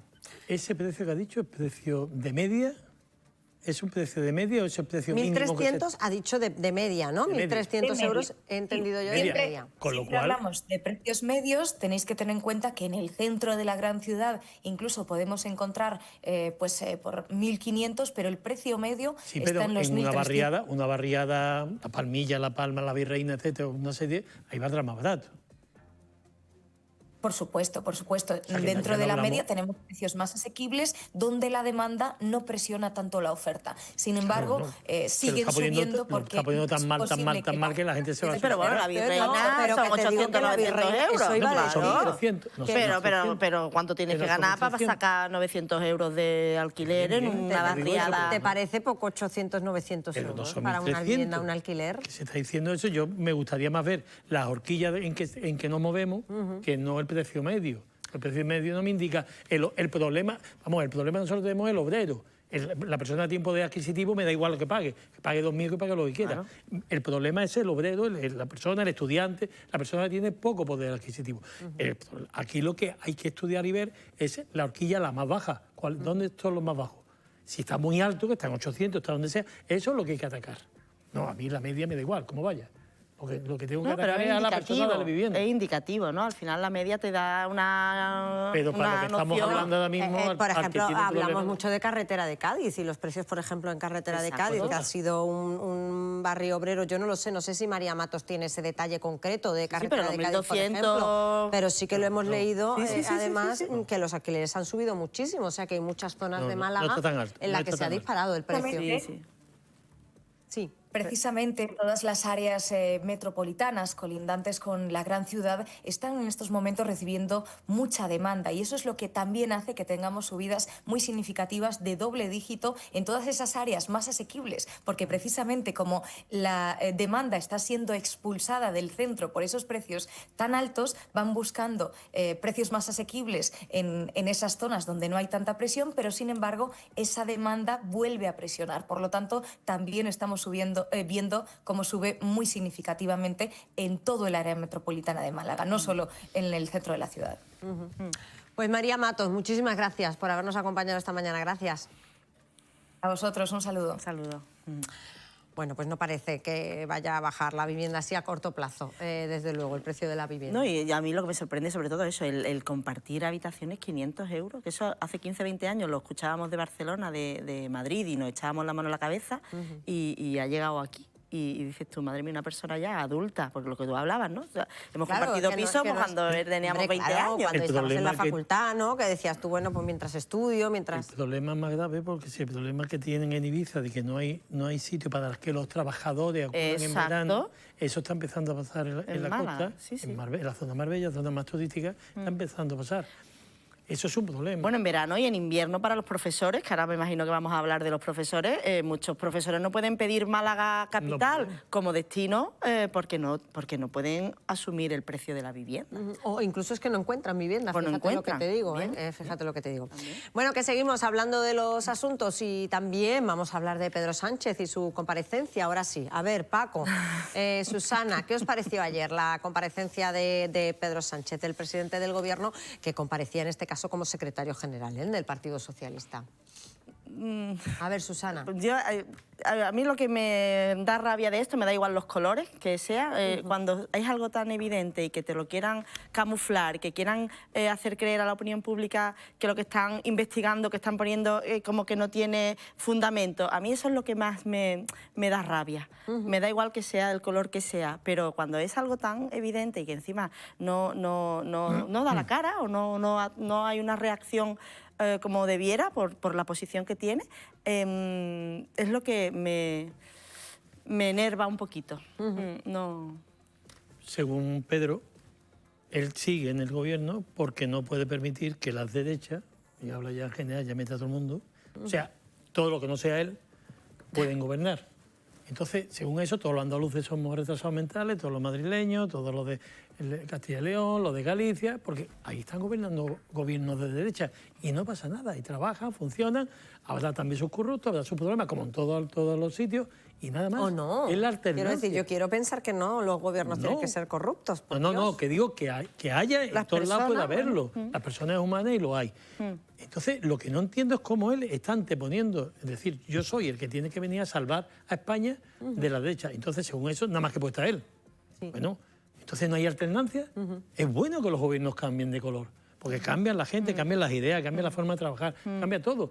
Y es bueno, y hasta ahora en España ha ido muy bien la alternancia entre el PSOE y el PP, y si viene otro partido, que Ciudadanos ha estado a punto de llegar, pero no ha terminado de llegar, bueno, pues que venga Ciudadanos, o el que sea, pero que sea democráticamente elegido. Pero eso de que él se imponga la autoridad moral de que yo soy el único que puede salvar a España, bueno, ¿a dónde vamos? Entonces, ¿qué va a estar él siempre? Y hay que aguantarlo siempre. Caiga lo que caiga, o saque lo que saque. Exacto. Pase lo que pase. Eso es... Bueno, vamos a escuchar al secretario general de los socialistas, que ayer comparecía ante los medios. Y quiero anunciarles que compareceré en el Congreso de los Diputados a petición propia en la primera fecha disponible para dar todas las explicaciones necesarias y responder a las preguntas de todos los grupos parlamentarios. Y al mismo tiempo hemos solicitado al Grupo Parlamentario Socialista que impulse, junto, estoy convencido, a otros grupos parlamentarios, una comisión de investigación en las Cortes Generales que permita a los miembros de la Cámara conocer la verdad sobre el llamado caso Koldo. ¿Son suficientes las medidas que anunció ayer el secretario general de los socialistas? Está anteponiendo la comisión de investigación de los políticos con los políticos a la investigación de la Guardia Civil. No nos va a decir la Guardia Civil qué es lo que hay de verdad. No, nos lo van a decir la comisión de los políticos. Algo totalmente absurdo. Además, me dice que se va a presentar para responder a las preguntas, cuando nunca responde a las preguntas. Él lo único que dice es, ¿y tú más? ¿Que lo acusa de no sé qué? Pues tú más. Esa es la única respuesta que hace. Sí. Lo triste de toda esta película es que hay montañas de compañeros, de amigos, de personas totalmente válidas, totalmente inteligentes, y que están apoyando a Sánchez. Y que están convencidas. Eso es lo que a mí realmente no llego a entenderlo. Amigos míos, que no quiero hablar con él para no perder la amistad, pero que yo digo, bueno, pues si esta persona es inteligente, está formada, está preparada, tiene todos los parabienes del mundo. Lo único malo, entre comillas, que hasta ahora no era malo, es que fuera socialista. Perfecto. Tú eres socialista, yo soy otro. ¿Vale? Sí, no, sí está ahora bien, pero no puede. Pero... Ahora uno es el malo y el otro es el bueno. No, eso, es que así no llegamos a ningún lado. Hay bueno y malo. Así no llegamos a ningún sitio, la verdad. Pero que tampoco lo evidente es lo evidente. Ayer hablábamos con Paulino Plata, teníamos la oportunidad de hablar con Paulino Plata, no sé si os acordáis de Paulino Plata, fue consejero en la Junta de Andalucía, bueno, socialista de toda la vida, y nos decía, dice, es que ha cambiado mucho, el Partido Socialista ha cambiado mucho. Claro, antes hacíamos, nos dábamos momentos de críticas, es decir, dábamos turnos de crítica. Claro. Dice, y ahora eso ya no existe. Dice, y eso es un problema, porque al que habla está muerto. Claro. Antes no salía en la foto, ahora es que lo elimina. Te lo quita de en medio. Lo elimina. Entonces es lo que no puede ser. Y señalaba como uno de los posibles problemas que está habiendo en el Partido Socialista. En cualquier caso, seguiremos contando. Lo que dijo Pedro, voy a levantar un muro entre uno y otro, y eso no puede ser. No. Y luego el discurso de la polarización, que eso también yo creo que alimenta un poco el odio, ¿no? Entre la población. Eso es lo que me da miedo. Eso, la polarización y en la derecha. Y yo estoy aquí para... El resurgir la guerra civil, el venir otra vez, recuerdo todo lo que ha pasado. Bueno, cuidado con los discursos de polarización. Nosotros les contamos ahora que el sábado comienzan en Andalucía las oposiciones de maestros y profesores. Serán casi 42.000 los aspirantes que participarán en estas pruebas. Son unas oposiciones muy reñidas porque hay 7.800 plazas aproximadamente para 33 especialidades. Para hablar sobre cómo se preparan las oposiciones tenemos, ya la están viendo, a Puri Marín, que es jefa de estudios de la Academia de Oposiciones Jesús Ayala. Bienvenida, Puri, buenas tardes. Muchas gracias, buenas tardes, me alegro de verte de nuevo. Claro que sí. A ver, ¿cuántos candidatos tenemos, Puri, en Málaga y cuántas plazas? Pues mira, en total hay unas 7.014 opositores en Málaga. Las plazas aspiran a todas. Lo que sí hay que tener en cuenta este año, no sé si me escuchas que hay ambulancia de fondo, lo que sí hay que tener en cuenta es que han ampliado el número de tribunales para que la ratio plaza, pues salga más favorecida para los opositores. Eso es súper importante, tener en cuenta el dato de ratio plaza. Entre los 42.000 opositores que hay para toda Andalucía, unos 7.000 aproximadamente son para Málaga, distribuidos en unos 101 tribunales. En concreto. Otros años no ha habido tantos tribunales, entonces la ratioplaza ha sido mayor. ¿Y eso en qué beneficia, Puri, que haya tantos tribunales? Pues mira, quiere decir que para una plaza hay una media aproximadamente en algunas especialidades, unas mejores que otras, pero hay especialidades muy buenas porque hay una media de 4 o 5 aspirantes por plaza. ¿Qué situación tenemos característica en las oposiciones de maestros y de profes de secundaria? Que todos los aspirantes lo saben, el tipo de sistema que tiene esta oposición, que es concurso-oposición. Entonces, en ratioplaza es una de las oposiciones que merece mucho la pena presentarse porque cada aspirante tiene posibilidades reales de aprobar el examen, pero luego, claro, al tener un 33% de la nota final que te la puntúa en la fase de concurso, en la fase de méritos, pues claro, no todo el mundo que se presenta por primera vez, que no tiene la fase de mérito en un porcentaje grande de puntos, consigue plaza definitiva. Se queda en bolsa. Claro. Ahí están las cuestiones de la bolsa eternas que hay en algunas especialidades que cuesta mucho trabajo que te llamen para empezar a hacer sustituciones. Claro, o te llaman durante muy poco tiempo, claro, son sustituciones muy cortas a lo mejor, claro, al no tener plaza pues te llaman para una sustitución corta y a lo mejor en otro sitio, ¿no? Efectivamente, entonces claro, los aspirantes generalmente abarcan, bueno, pues todas las provincias andaluzas para tener más opciones, pero es cierto que hasta que no cambien el sistema que tiene esta oposición y lo equiparen a la mayoría de las oposiciones que tienen tipo test, y que sea una oposición libre, que valoren solamente la nota del examen, independientemente que tenga varias partes, nunca vamos a actuar con justicia, en nuestro punto de vista, y en los opositores sobre todo, porque siempre hay una parte que no depende tanto de ti, porque la fase de méritos, bueno, pues evalúa los cursos, las titulaciones, los máster, y además la experiencia, pero la experiencia es lo que más puntúa. Entonces, pues claro, siempre las personas que empiezan, pues se llevan la peor parte, y tampoco es justo, porque bueno, deberían de ser que todo el mundo vayamos en igualdad de oportunidades. En igualdad, claro. Puri, ¿estas son una de las oposiciones de las que más candidatos se presentan o no? Bueno, bueno, en todas las oposiciones se presentan miles de candidatos, pero sí es cierto que en la proporción de ratioplazas que hemos hablado es la que más ventaja sale para el candidato. Por ejemplo, yo esta mañana me puse y digo, venga, voy a tener los datos para tenerlos a la mano en base a las últimas convocatorias que hemos tenido de otras oposiciones andaluzas. Por ejemplo, auxiliar y administrativo de la Junta, pues por cada plaza, en administrativo de la Junta son 40 aspirantes. En auxiliares de la Junta son 143 aspirantes. En medio ambiente, por cada plaza, un poquito mejor, 35 aspirantes. Y en, por ejemplo, trabajo social, que también es una oposición de la Junta de Andalucía, 54. ¿Está muy bien este dato? Sí, porque son oposiciones regulares, salen todos los años, son oposiciones libres, a diferencia de estas, que no tiene fase de concurso, se crea bolsa en toda ella, entonces tiene sus partes positivas y su fortaleza, pero es verdad que educación a nivel de ratioplaza es de las mejores. Claro. En función a los candidatos. También es cierto que el alumnado y el opositor sabe el hándicap que tienen las oposiciones de educación, entonces no todo el mundo aspirante que termina la carrera aspira al final a prepararse esta oposición. Puede presentarse a otra oposición, pero a lo mejor vocacionalmente no acaban de definirse por este motivo, porque saben que pueden tardar pues, una media de 5, 6, 7, depende de la especialidad.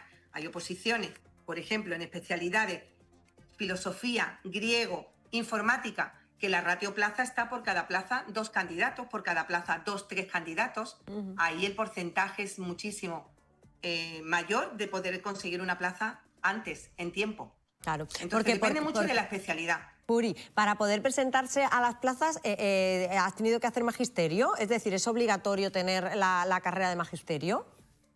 Efectivamente, claro. Hay oposiciones de primaria y oposiciones de secundaria. De secundaria con música, arte y escuela de idiomas, que siempre salen en la misma oferta. Entonces, el opositor que aspira a especialidades de secundaria o de FP tiene que hacer su máster del profesorado para poder ejercer, y el opositor que está en maestro de primaria termina su carrera y se presenta. Entonces, claro, el porcentaje de candidatos que incluso hacen máster a posteriori para que le dé punto, ¿vale?, es mucho mayor. Es decir, el alumnado sabe que solamente terminando la carrera no es suficiente, sobre todo el alumnado de primaria, de maestros. Hablo de primaria en función a maestros en concreto. Entonces, claro, las limitaciones son mayores en ese aspecto porque saben que tienen que seguir formándose, tienen que hacer luego todos los cursos de formación para que tengan ese tanto por ciento de mérito asegurado cuando se vayan a presentar. Nosotros que aconsejamos que es una oposición muy vocacional. Entonces, realmente nunca tienes que tirar la toalla. Tú tienes que terminar tu carrera y empezar a prepararte las oposiciones, año tras año, hasta que tengas la suerte que te empiezan a llamar. Una vez que te empiecen a llamar, ya empieza a mejorar tu situación. Claro, porque vas teniendo puntos, claro. Vas ganando experiencia y vas ganando puntos. Y porque esta oposición, por ejemplo, perdona que te corte, el haber estado de interino en la bolsa ya te prioriza. Entonces, claro, es súper importante que al menos te llamen para cubrir un mes, para que ya te quedes en la bolsa de interinidades para las próximas convocatorias. Te iba yo a preguntar, ¿hay límite de edad para presentarse a una oposición? Nada, hasta la edad de jubilación, que esté estipulada, hablamos en esta posición y en todas, pero hasta la edad de jubilación. Los maestros lo tienen mejor porque se jubilan un poquito antes, pero no hay límite de edad, ¿vale? Hay oposición en cuerpos de seguridad, sí, pero en oposiciones generales, en la mayor parte de las oposiciones en el límite de edad. Entonces, volvemos a estar, y esta engloba esta oposición, a este tipo de oposición y a todas, en uno de los mejores momentos para estudiar una oposición fijo, ¿vale? Porque la tasa de reposición de efectivo por jubilaciones se espera en los próximos años que salgan un gran tanto por ciento. Por lo tanto, ¿es un buen momento para opositar? Sí, ya sea oposiciones docentes, administrativas, cuerpos de seguridad, oposiciones más específicas, justicia, medio ambiente, Hacienda, la que decida, porque el abanico es muy grande, como comentamos siempre. Pero cuanto antes empiece la preparación, mejor, ¿vale? Teniendo en cuenta que cada oposición, como decimos siempre, tiene sus fortalezas y sus debilidades. La cuestión es analizarla y ver cuál verdaderamente es la mejor para ti. Pero esta oposición es que es muy vocacional. Claro, entonces, es muy triste que una persona termine su carrera de primaria, de infantil, de PT, de la mención que haya hecho, de esas especialidades de secundaria, y que por el tipo de sistema que tenga la oposición tire la toalla tan pronto. Claro. Me da pena. ¿Y la edad media de la persona que se prepara a la oposición, Puri? Hay de todo. Nosotros tenemos alumnado, a nuestro modo de ejemplo, de academia tenemos alumnado recién salido de la carrera y aquel personal que ya es interino, que lucha año tras año por mejorar, por perfeccionar, porque claro, el hecho de asistir a una academia o a un preparador te da la garantía de que siempre te tienes que estar reciclando, actualizando, todo nuevo, la nueva normativa, todo cambia.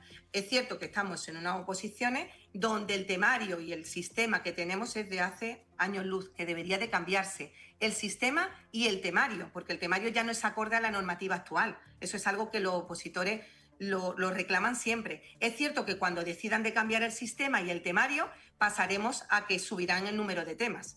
Entonces, claro, hay muchas veces dice, bueno, que no lo suba, y por otro lado tú dices que ya es necesario que lo suba. Pero nos basamos en que, bueno, que todo tiene que cambiar. Entonces el alumno sabe que se tiene que reciclar, que el segundo examen, que valoran la segunda parte del examen, porque el examen se divide en dos partes. El primer examen, donde tú desarrollas un tema y un supuesto práctico, elegir entre bolas determinadas, y el segundo examen, que es la exposición de lo que se le llama una programación didáctica con 12-14 unidades y desarrolla una unidad.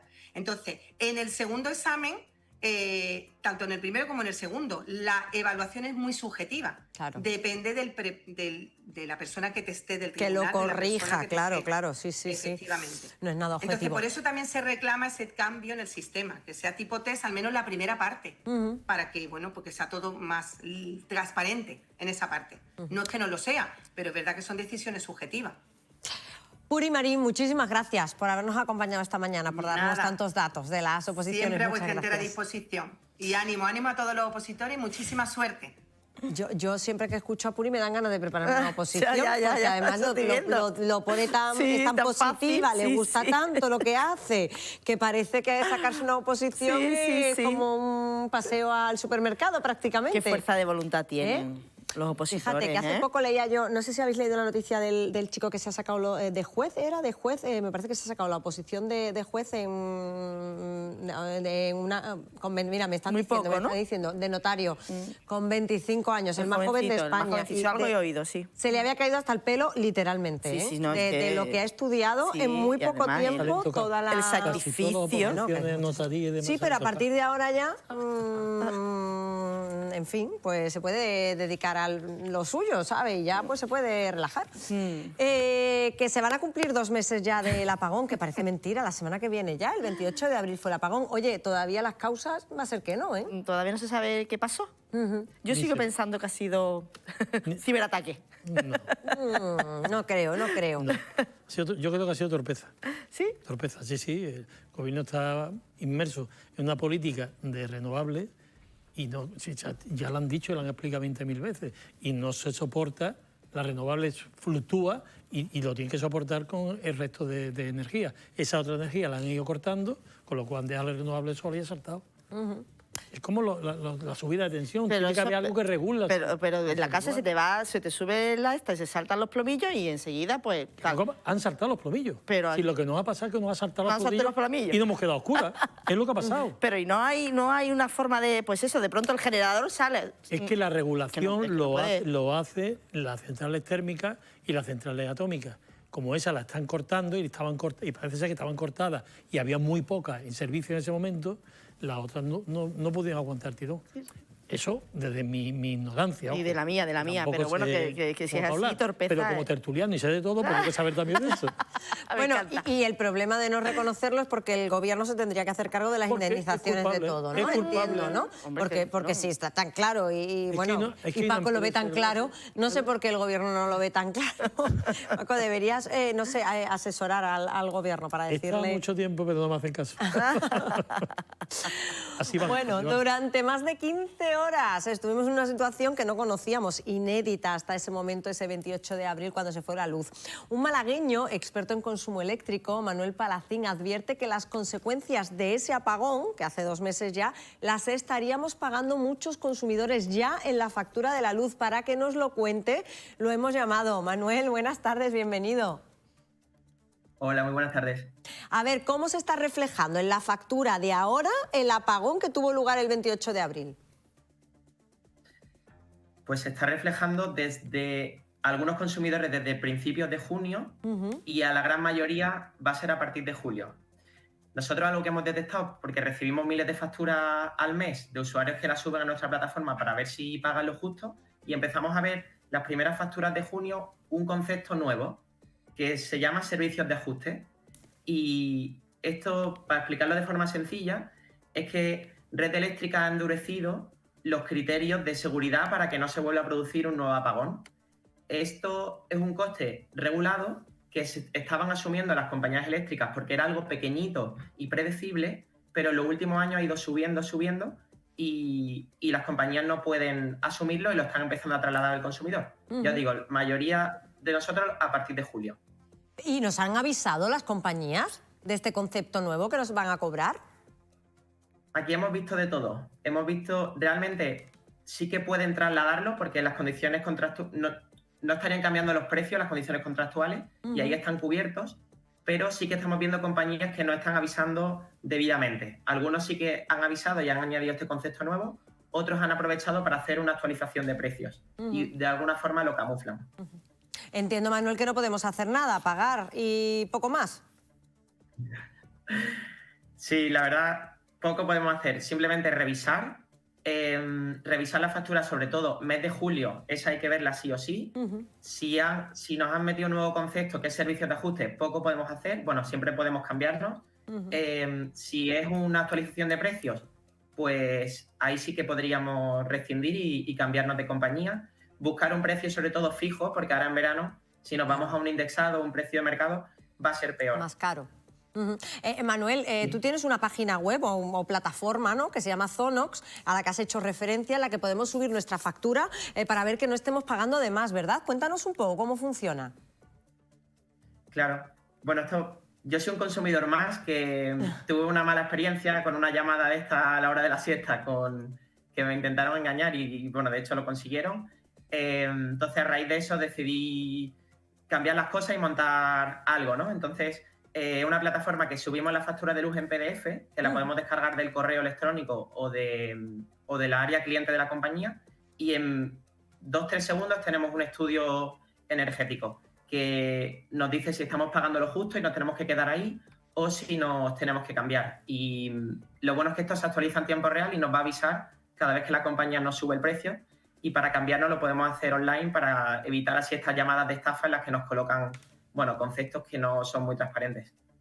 Oye, pues está muy bien, en Zonox. Se llama la página, se llama? la plataforma Zonox, para poder meter la factura y que nos digan si realmente estamos pagando lo que tenemos que pagar o incluso podemos cambiar y pagar menos. Estábamos aquí, Manuel, haciendo teorías de por qué se produjo el apagón, que va a cumplir ahora el 28, se cumplirán en 2 meses. ¿Tú qué opinas? ¿Qué crees que pasó? Bueno, sin ir demasiado a lo técnico para que entendamos todos, la red eléctrica es como la red de carreteras del Estado. Es una infraestructura que lleva muchos años, que estaba diseñada de una forma.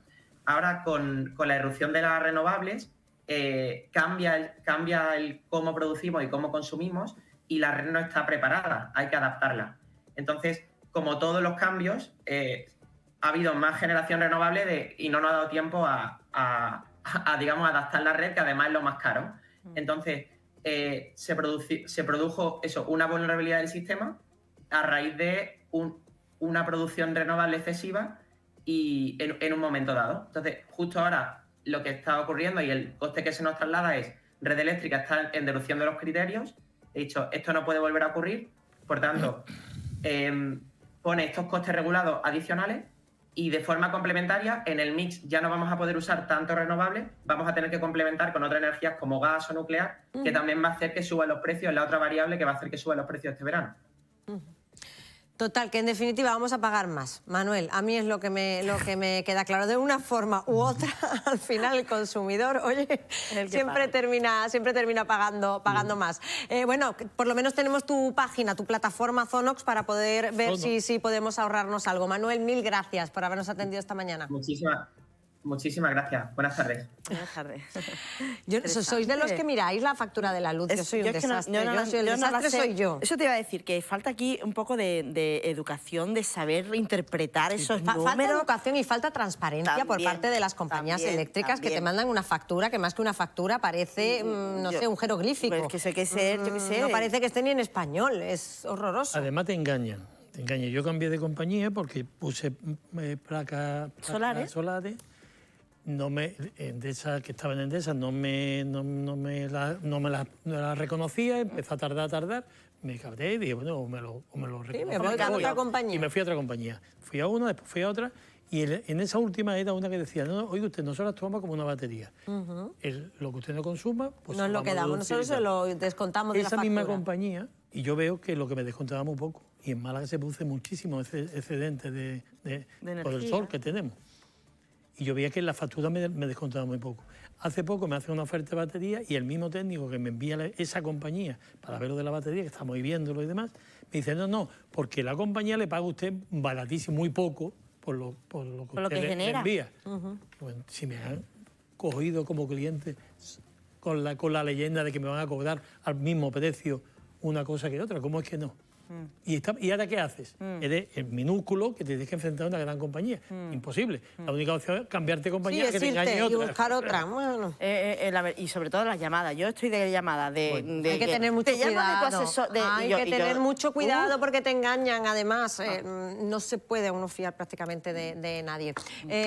Por teléfono. Susana Calleja, Paco Aguilar, mil gracias a los dos, que ya se acabó la temporada. Ya os doy vacaciones. Buen verano. Ahora ya sí, os doy vacaciones hasta septiembre. Buen verano. Igualmente. Y cuando queráis. Que disfrutéis mucho. Igualmente. Nosotros nos quedamos, que a nosotros nos queda aquí en Plató, nos queda hasta jueves y luego nos vamos fuera, que tenemos programa de verano la semana que viene, así que no dejen de vernos. De momento lo que vamos a hacer es saludar a nuestra compañera María José Vidal, que nos va a contar las noticias en las que estaba trabajando la redacción. Buenas tardes, María José. ¿Qué tal, Paula? Muy buenas tardes. Pues hoy amplio capítulo de sucesos en los informativos de la radio y de la tele, porque hemos sido testigos como periodistas de una rueda de prensa muy intensa que ha ofrecido la Policía Nacional esta mañana para tratar de explicar cómo han resuelto el caso del sicario de la Costa del Sol, la persona que disparó y mató a 2 escoceses en Fuengirola, en la terraza de un bar en el paseo marítimo de este municipio de la Costa del Sol. Lo han presentado como un sicario profesional, así lo han definido y así trazó Policía Nacional el plan para capturarlo. 4 días tardaron en identificarlo, 7 en detenerlo, finalmente, gracias a una orden de detención internacional. y tras localizarlo en Liverpool pudieron dar con él. Y no ha sido un asunto fácil porque no solo es un profesional de este tipo de delitos, sino que además era un experto en camuflaje, un experto en moverse de un país a otro cambiando de aspecto. Policía Nacional ha dicho que ha sido un éxito la resolución de este doble asesinato.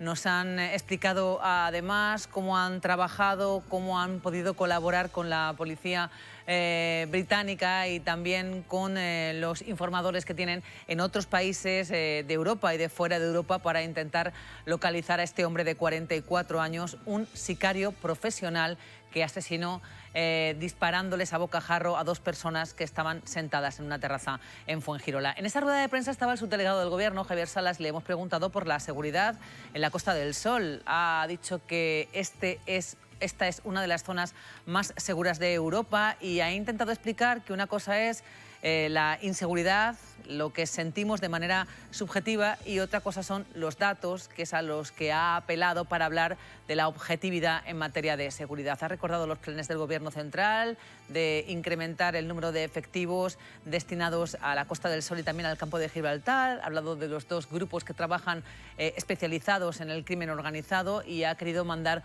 un mensaje de tranquilidad, sobre todo para quienes nos eligen, aparte de para quienes residen en esta zona, en la Costa del Sol, y en materia de seguridad, a pesar de los últimos acontecimientos, de los últimos meses, que llevamos varios tiroteos, también asuntos relacionados con secuestros y muchos delitos que nos hacen pensar que eso de la seguridad no es tan subjetivo.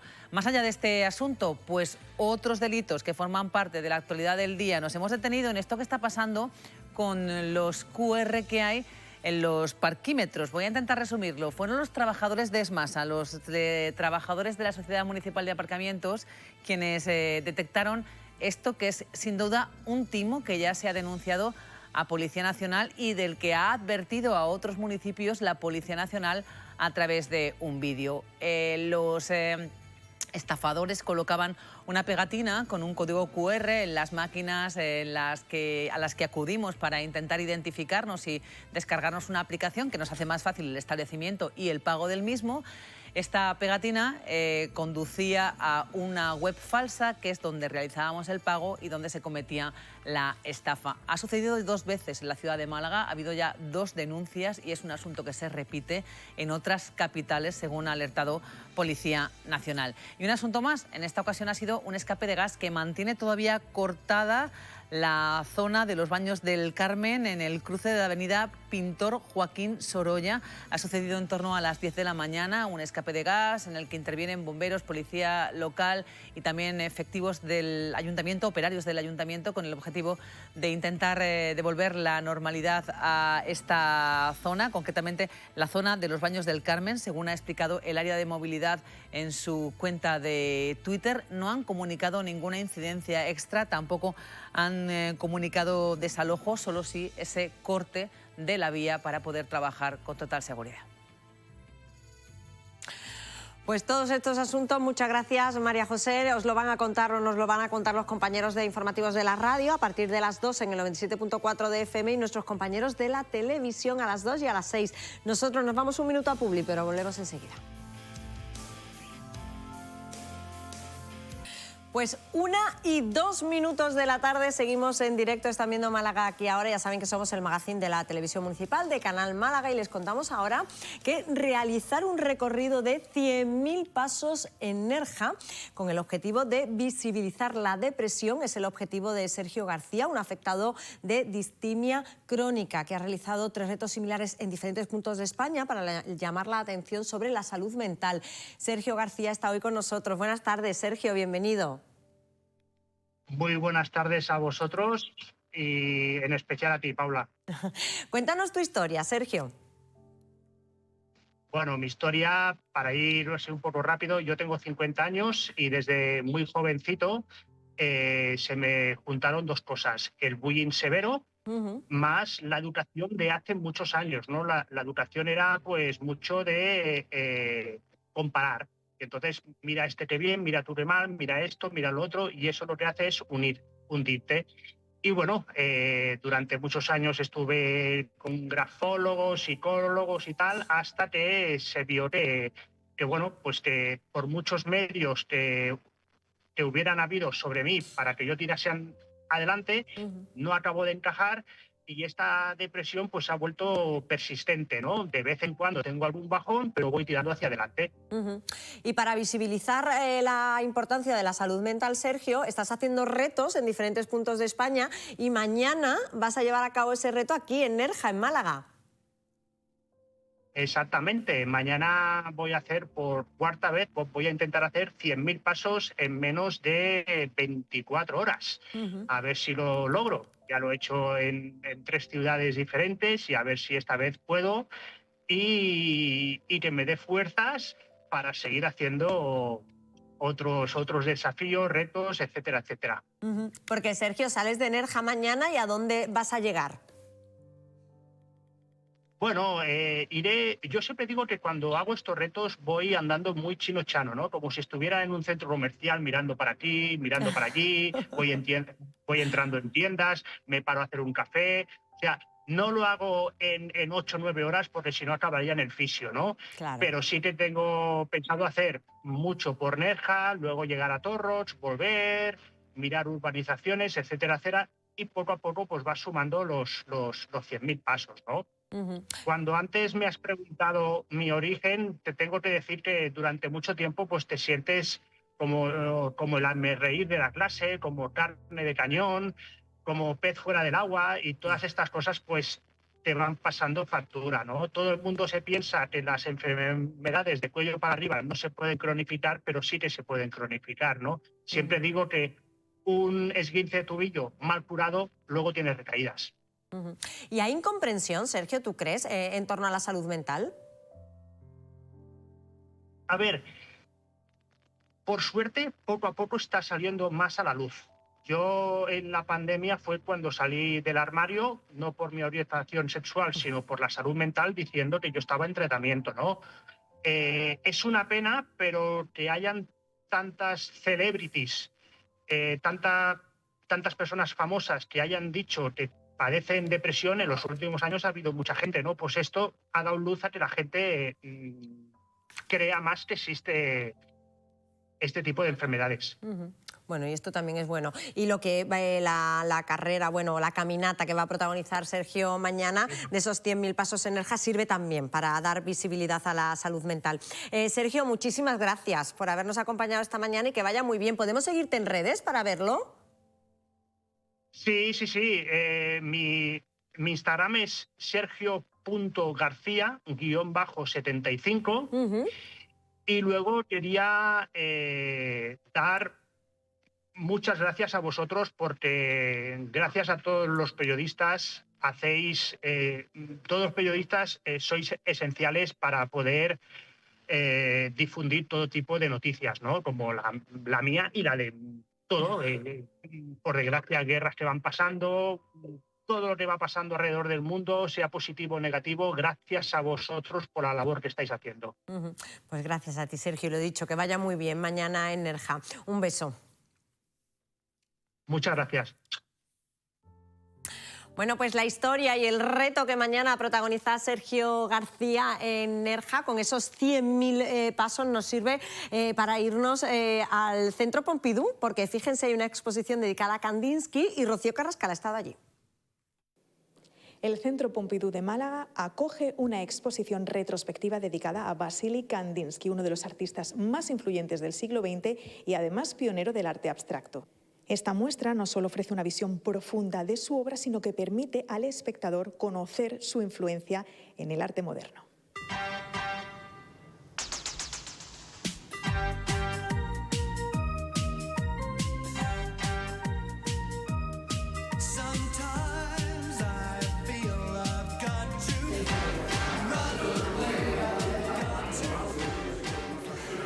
Vasily Kandinsky es una de las figuras más importantes del arte moderno, una de las primeras expresiones del arte no figurativo. Se le considera el padre de la abstracción y fue una figura con un recorrido artístico tan rico, una vida agitada, con tantos periodos desde los inicios más figurativos hasta la pura abstracción, que merecía la pena recoger toda su carrera en esta exposición. Es una retrospectiva que cronológicamente recorre toda su trayectoria artística a través de 48 obras que pertenecen a las colecciones del Centre Pompidou. El Museo Nacional de Arte Moderno del Centre Pompidou cuenta con el fondo más completo y más valioso de Kandinsky, gracias a las donaciones de su viuda Nina Kandinsky.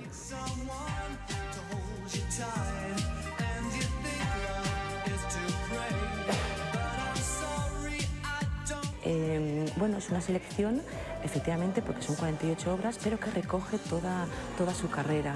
Entonces, los primeros años figurativos, cuando se muda a Alemania, el momento de la génesis, de la abstracción, más adelante los años revolucionarios en Rusia, esos años de transición, cuando vuelve a Alemania nuevamente como profesor en la Bauhaus, es una producción inmensa la de aquella época, y sus últimos años en París, es decir, condensa toda su trayectoria.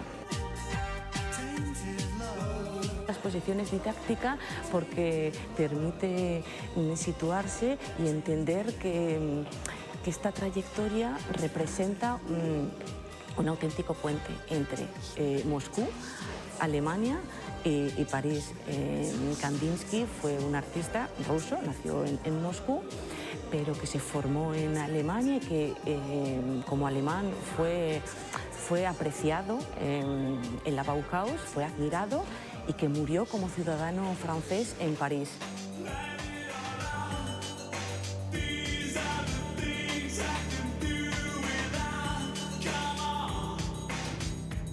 Después de esos años de formación, de arte figurativo, en los que pintaba óleos al aire libre, óleos con espátula, son estudios de paisajes, y una tradición impresionista, pues parece que abandona ese espíritu del siglo XIX, y aquí ya nos encontramos con esta explosión de color, muy en la línea del cromatismo intenso de los fauvistas, a los que conoció en París en 1905, y que nos anuncia la futura abstracción.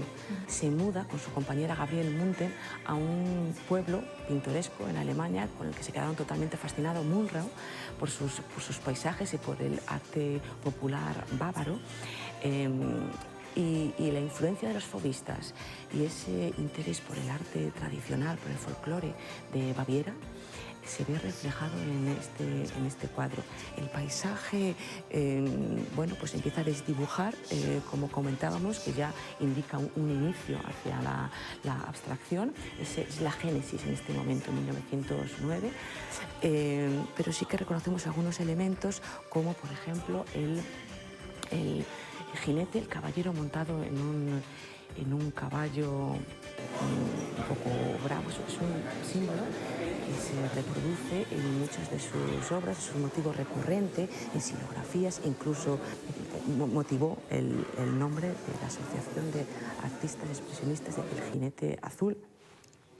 Se le ve a caballo, puede ser a lo mejor una escena religiosa, puede ser San Jorge, puede ser San Miguel compartiendo la capa con el pobre, no es seguro, pero lo que sí que es cierto es que Kandinsky bebió de esas fuentes que tanto le inspiraron, como es los iconos y los grabados rusos, pero también el arte popular de Baviera.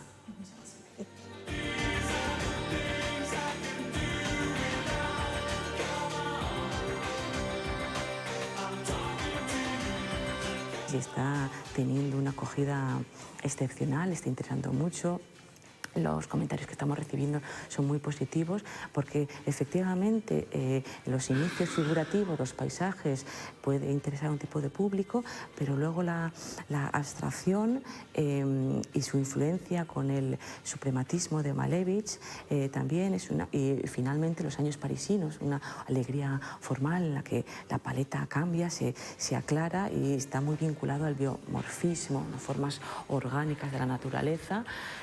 Por lo tanto, es una carrera rica a la que se puede acercar cualquier visitante que quiera.